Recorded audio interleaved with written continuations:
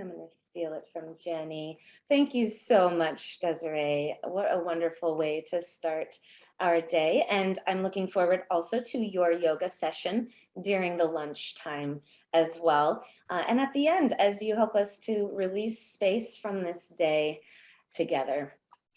I would now love to acknowledge and thank the Arizona Department of Health Services for their support of this summit. You are greatly appreciated. I also want to thank the members of the Ecosystem Advisory Board. Because of you, this summit reflects the interest and scope of Arizona as a whole. And last but not least, I want to extend a huge thank you to all of our amazing sponsors for their generous financial support. At any point today and after the conference, you'll have the opportunity to find out more about all 12 of these organizations and businesses in the sponsor and exhibitor sections found in Whova. We are grateful to supporters like you because you continue to center the lives of Arizona families. Before we step into our first session of the day, I want to encourage you to take a look at the image in the photo section of Whova entitled Meet the Moms Behind the Collaborative Logo Design, which features this lovely lady right here, Marissa Rivera. I had the pleasure of meeting Marissa early in her postpartum, and we were both honored to take on the project of bringing Jennie's vision for the ecosystem logo to life. It is my immense honor to now introduce Jennie Bever, our founder and president and CEO of the Fourth Trimester. Jennie is an international board certified lactation consultant and an adjunct professor at the Edson College of Nursing and Health Innovation at Arizona State University. But most importantly, Jennie is a mother herself. Her vision of a fully integrated system of care for all during the postpartum period was the seed that started the Fourth Trimester Arizona. Welcome, Jennie, and thank you so much for sharing your passion with us this morning. Thank you so much, Sarah, for that beautiful introduction.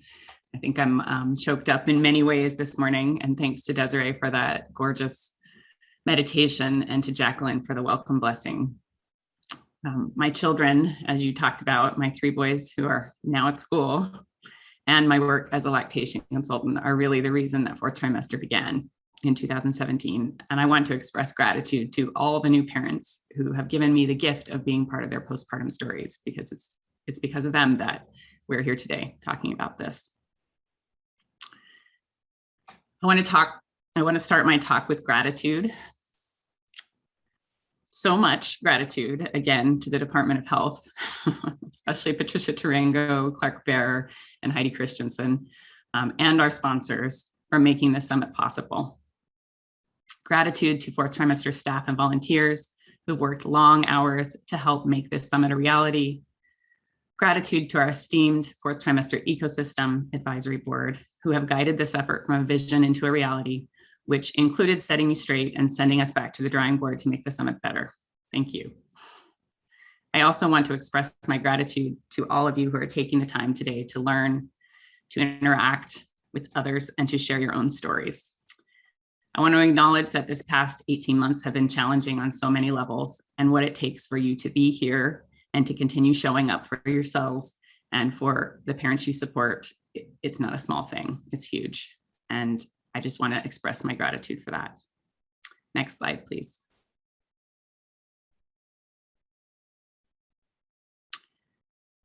Thank you.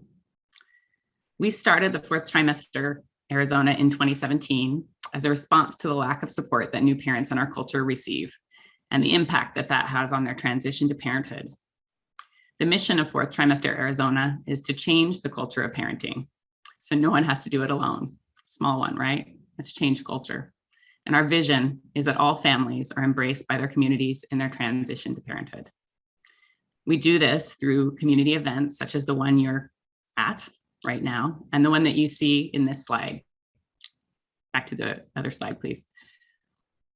Our 2020 Fourth Trimester Arizona Conference, where, could you slide back to the other slide, please? Previous slide.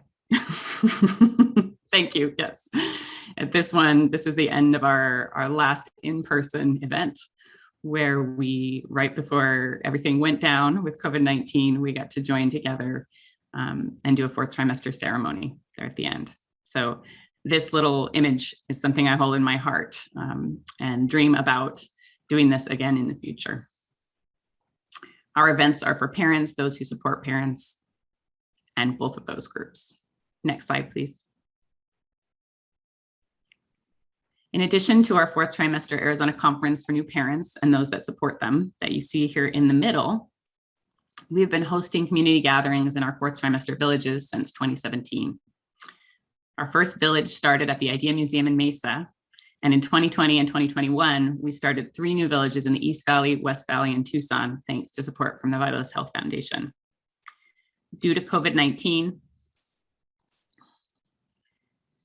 they all currently happen online and provide support and resources specific to the hyperlocal communities that they serve. Our third initiative, the one that you're part of today, is the 4th trimester ecosystem. We started this in 2021 with our ecosystem lunchtime conversations. And these hour-long conversations really center the stories of birthing people and those who support them, and the impact that COVID-19 has had on their experience of birth in the 4th trimester. The Ecosystem Summit is the next installment in the 4th trimester ecosystem. And our work today is to think about what has happened in the past 18 months and how we can reimagine Arizona as a place where families are treated equitably, are safe, protected, supported, taken care of, and loved on by their communities, and where we can look together at a future for Arizona where mothers and infants thrive. Next slide. In order for our ecosystem to grow and connect and build, we need to start building a network of support that doesn't just include clinicians or insurers or public health, that doesn't just talk facts or figures, but that centers and listens, really listens to the stories of new parents and listens to the people that sit next to them on the couch, the people that hold their hands and talk to them at 3 a.m. or 5 a.m. or 2 p.m. when they need diapers or baby food or to figure out why their baby won't go to sleep. We need the whole real community to begin to envision what birth and postpartum are going to look like in 5, 10, 15, 20 years. We need the whole community to reimagine what a new future for birthing families can look like. At today's summit, we have 3 goals to start this conversation. The first is to initiate communication and collaboration across networks and disciplines. If you're a midwife, go find a public health researcher to talk to. If you're an IBCLC, go talk with a home visitor or a county representative. Birthing people, this is a fabulous place to find resources for the care you want for yourself and others. I can promise you that whoever is here really wants you to be supported and loved and cared for in your birth and 4th trimester. Seek out those people and conversations on the HUVA platform and in the exhibitor fair. There's lots of ways to connect. Second, we want to lift up the voices of those who have been marginalized and in communities that have been underserved. We have so many great talks today by all these communities and all these people, and being part of those conversations and really taking the time to listen and hear what those groups have to say, as well as take that in, make it part of your own understanding. And in addition, we have a wonderful storytelling video that will happen after this session, and I think this will start this off really well. Our third goal is to use the disruption of COVID as an opening to make change, and I'll talk more about that a little later. Next slide, please.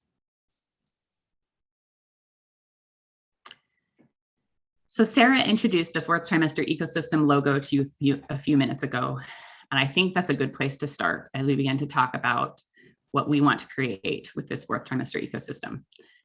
I love this logo. It's beautiful, and it took many, many iterations for me to be happy with it. And so I want to thank Marissa and Sarah for their work, artistry, and passion, and all the revisions. One of the reasons it was so important for us to make the logo for the 4th trimester ecosystem, a mother and a baby, is the concept of the dyad. The idea that outcomes for mothers and babies can't really be separated. When you impact one, you impact the other. What we have seen so often are well-intentioned programs and groups and efforts that we make to impact children. And these are super important and need to continue. But sometimes when we're trying to impact the child, we forget to look behind them and see that there is a mother, a birthing person, a father, someone who is supporting that child, and that once we leave, that person is the one who's doing the intervention. And if that person, if that mother is not okay, how can we expect that child to be okay? How can we expect those interventions to move forward? The other reason we want to use the mother and baby dyad as the center of this ecosystem is that the stories of mothers and babies are so important for us to center and hear as we think about how to move forward in our efforts to improve maternal and child health in Arizona. We can't just look at the data.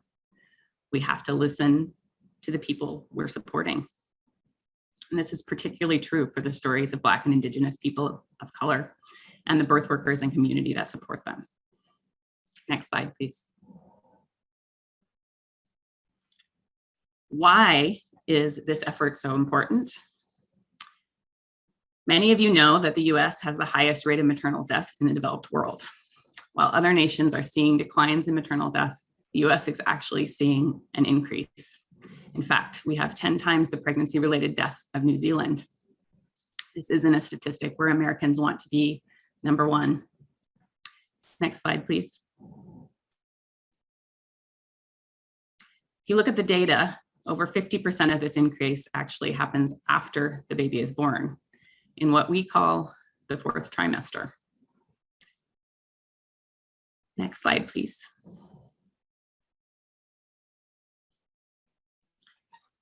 Technically, the fourth trimester is considered the first 12 weeks after a baby is born. And if you look at this slide, you'll see my beautiful friend Nareda, who had the forethought to take pictures of herself throughout the trimesters of pregnancy and right after. So you see her in the first, second, and third trimester, and then with her baby on her chest, exactly where she should be in the fourth trimester. Next slide, please. Unlike most other mammals, human babies need 24/7 constant feeding, holding, comforting, and care during this time. And during this first 12 weeks, it is believed that these babies are very neurologically and physically immature in comparison to other mammals. Other mammals can crawl, some of them can even walk right from birth. Our babies require us to carry them everywhere, hold them all the time, and they want to be touching us. All of us know, right? Every moment for quite a while. Next slide, please. For mothers, this first 12 weeks is also a really dramatic time of change, where almost everything around them changes, from their physical, mental, and emotional health to their relationships, workload, and sense of self. While it's technically the first 12 weeks after birth, for mothers and infants, the fourth trimester really continues throughout the first year of life and beyond. I'm not sure if I'm quite out of mine yet. And my youngest child is 7. Next slide, please. During this time, our medical system spends a lot of time making sure baby is okay, setting up 9 scheduled visits in the first year of life. And that's critical. Our babies need to be supported and watched and taken care of during this time. Next slide, please. However, the mother typically has only 1 scheduled postpartum visit at 6 weeks, leaving her the remainder of the first year essentially unmonitored health-wise, unless she has the time and energy to reach out. Next slide, please. In other cultures, traditions and social support systems set mothers apart during this time with time. You see here 21 days, 30 days, 40 days, 40 days, 40 to 60 days, 90 days, 100 days, special food, care from others, and rest to make sure that new mothers are safe, protected, and supported. You notice that one of these shows massage. This is the one that I want. Next slide, please. In the US, we really have no systematic or traditional support for new mothers. They are lucky to get maternity leave, and if they do, it's usually unpaid. Partners often go back to work the day after baby's born, and 1 in 4 new mothers goes back to work only 2 weeks postpartum. Next slide, please. This lack of systematic or traditional support leaves mothers mostly alone during a very, very vulnerable time, that first year postpartum, with dire consequences. This slide shows rates of pregnancy-associated deaths. which while occurring in pregnancy and the first year postpartum are considered unrelated to the pregnancy itself. So this is a little bit different data than what we saw before. This is, and the numbers are higher. But here in Arizona, you can see that mothers are dying at unacceptably high rates. And Indigenous mothers are dying at the highest rates of all, often leaving families and children behind. Next slide, please. Black and Indigenous babies also die at higher rates than white babies here in Arizona. And Black and Indigenous people of color have higher rates of severe postpartum complications. Next slide, please. The pandemic has only made things worse for birthing parents in the 4th trimester, as many were stretched beyond their capacity with a loss of certainty and control in the health and safety of themselves, their babies, and those around them. Not knowing if partners, doulas, or support people would be allowed in the hospital at the time of birth and receiving much of their care via telehealth rather than in person. Many of these families remained highly isolated with just themselves and their babies during their 4th trimesters at a time when they need community most. One of my colleagues, Elizabeth Wood, pointed out that if you look backwards, anyone you see who is pregnant or has a child who's 18 months old or younger has been in their birth and 4th trimester during the pandemic. And I think that that's a really important thing to think about as we move forward. Next slide, please. Prior to the pandemic, we know that mental health was a huge issue for postpartum women. 15 to 20% of pregnant and new mothers experience depression or anxiety in our country. During the pandemic, rates of depression were measured as high as 40% and anxiety at 70%. I wish we had better data for Arizona so I could tell you what it looks like, but I suspect it's somewhat similar. As we said in the beginning, we know that what impacts mom and the people around her is likely to impact the child. So whether your work centers on mothers or children, as a community, we need to start thinking about how to lessen the impact of this trauma for our families and our communities across the state. We'll get a chance later to share and connect as a community about how the COVID-19 pandemic has impacted families and care providers in each of our communities, and to talk about what we want to see in the future. I encourage each of you to attend this session, to make connections and to learn from each other. Next slide, please. As disruptive and terrible as the pandemic has been, there have been some silver linings. Next slide. One of them is the opening it gives us to rethink our lives, our choices, and the systems that haven't been serving us or our families in the way they need to. It gives us an opening to talk about turning the system on its head and changing the way things are done. It gives us an opening to really listen to each other and to speak truth about what is needed to move forward. These are the conversations that we're starting at this summit. Next slide, please. Many of you may remember ecosystems from 3rd grade science. Perhaps like me, you may have become an unintentional teacher of 3rd grade science last year during the pandemic. An ecosystem is a biological community of organisms that interact with each other in a very complex system. They interact so closely that when one of them is missing or out of balance, it impacts the other members of the ecosystem. Next slide, please. When I sat down many times to think about all the people that interact with a new mother and baby in her ecosystem, I was amazed. And even with all of those that I'm showing in this slide, I am absolutely sure I missed one. And if you notice one, send me a message. As you look at this diagram, you can probably begin to see where some connections are already existing in our current systems, right? So mom is surrounded by all of these people, and so is baby, all of these groups. And some of them are already connected to each other, right? So grandparents and aunties and uncles, I think those groups are connected. That makes sense. For me as a lactation consultant, talking with pediatricians, midwives, and OBs, that's part of what I do. So I already know that those are connections that are taking place. But as you dig deeper, you'll see that there are some connections that we're missing. Some places where the ecosystem that interacts with the parent is really disconnected from itself, right? It's only interacting with that parent and not with the other groups in the ecosystem. Social media groups is one of them, right? How many moms use this as their primary source of information? I might do that sometimes. And yet, this may not be where we are looking to make connections and learn from others who support new parents. But have you talked to the moderator of one of these groups yet? If there's anyone with her ear to the ground, it's that moderator. And we have some great ones here in Arizona. And I'm telling you, they know exactly what moms are dealing with because they are asking at all hours of the day and night. Grocery store clerks and home visitors, pelvic floor therapists, childcare and faith communities. These are all groups that interact with moms and babies on the regular. How can we create connections within these groups that support mother-baby dyads and rethink how we can create real community care for new families? Really, what I think about this is that we have all of these people around us, right? Like, we want a village for these mothers. We want a safe landing. We want a care that really supports and embraces a family. And there's all of these people around mom and baby. And yet we're not all connected. We're not all creating a net of support for her so that when she falls, we catch her.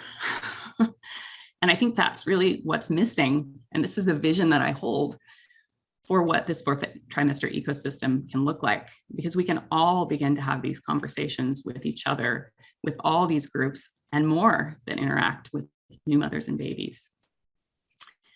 Next slide, please. By doing this, we create what is essentially a community of practice. And I absolutely love this cartoon of what it means. If you look at the top, we have some people who spontaneously come together with a common theme or purpose. And that's us, right? We're all coming together spontaneously. I'm amazed by how many people are coming together because we care about this. And we have a purpose. We want to make the fourth trimester better for new parents. And together they build trust among members. And that's something that we're starting today. We're building trust that we all want to support each other. And we do that to begin to share tacit knowledge, that knowledge that we hold in our hearts, that knowledge that we have about what is needed to support new parents. And thereby we develop shared practice. And that's what I'm really hoping to see next, that we all start practicing in a similar way based on what we know. And that creates a collective intelligence, which becomes implicitly held knowledge. One of the best examples I can think of that has happened recently in creating this implicitly held knowledge and collective intelligence is the Department of Health opening up the Postpartum Support International training to anyone in Arizona. Think about how that raised the collective consciousness, that raised the knowledge of so many people in Arizona. 900 people registered. And now so many of us know more. That net is safer. That net is implicitly held knowledge for many of us. And this knowledge within each of us then comes back around in a spiral so that we can build and make this net safer and stronger and more supportive of families. Once we've internalized all that new knowledge, we can all level up and move forward as an ecosystem. Next slide, please. I want you to take a moment now and close your eyes.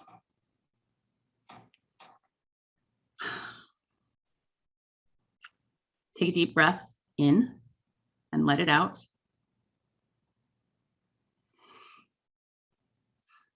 I want you to throw aside all notions of what fourth trimester care looks like right now. I want you to just throw that out of your head. And I want you to begin to imagine what the fourth trimester could look like for new families, what postpartum care could look like if we turned it on its head and re-envisioned it. Who's there? Who do you see? Who's holding hands with you? What do you feel?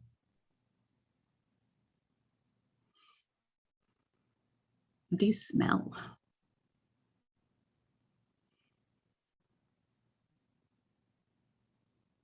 What can you taste?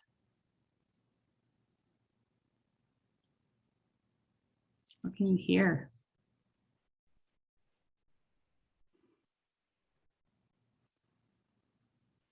And what can you touch?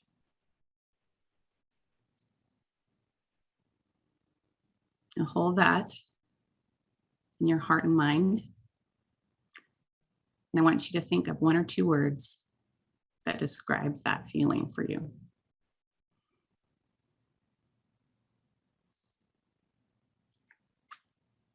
So right now, I want you to open your eyes. And Sarah, if you could release the poll, I'm going to ask you what these words are.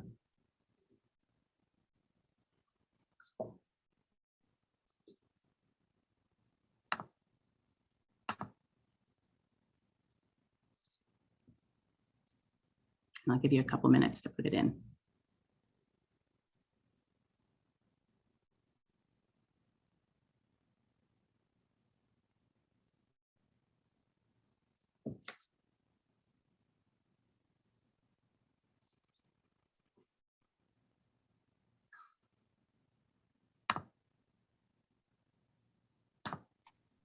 I apologize, Jenny. It's not going through. You might need to do it. Yep, I think I did it. So what I'm seeing so far, safe support, peace,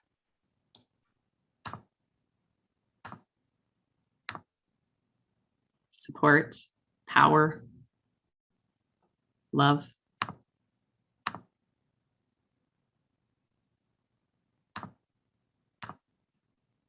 gratitude.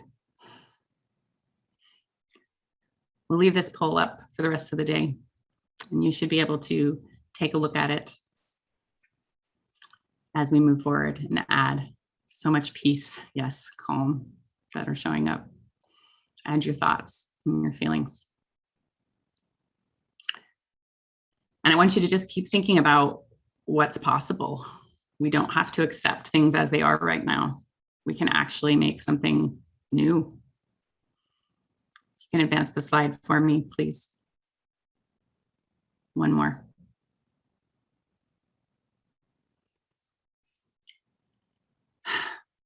This 4th trimester ecosystem is us.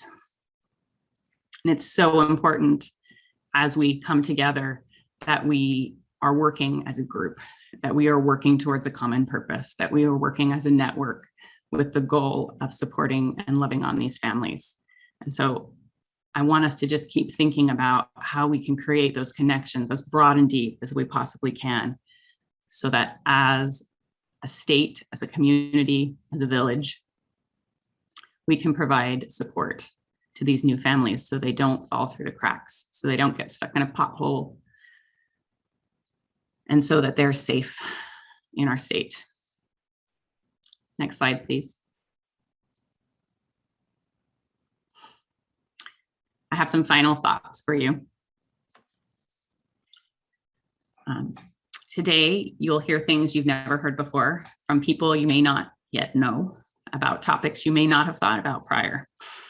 I want you to challenge your assumptions. I'm going to invite you to challenge your assumptions about what the problems and solutions may be, especially as you hear from those in our community who don't look like you and may have had different experiences. I also ask you to approach this work with an open heart and mind, to listen more than you speak, to hold space for others and yourself, to give compassion, forgiveness, and empathy, and apologies if needed to each other, to take breaks. If you need a break, please take a break. This stuff is big. It's big stuff. And so if you need a break, take that break and talk to each other, whether on the Whova platform, or if you've got a group text going, or if you need to talk to someone who's in the same room with you, talk to each other about these things. Get out what you need to say. And begin to envision a new future for new families as we hold space for big emotions for ourselves and for others. I want to send you off with so much love and gratitude for your being here today. And I can't wait to share with you all the amazing speakers, as well as the stories of new mothers, which we'll hear next. Thank you.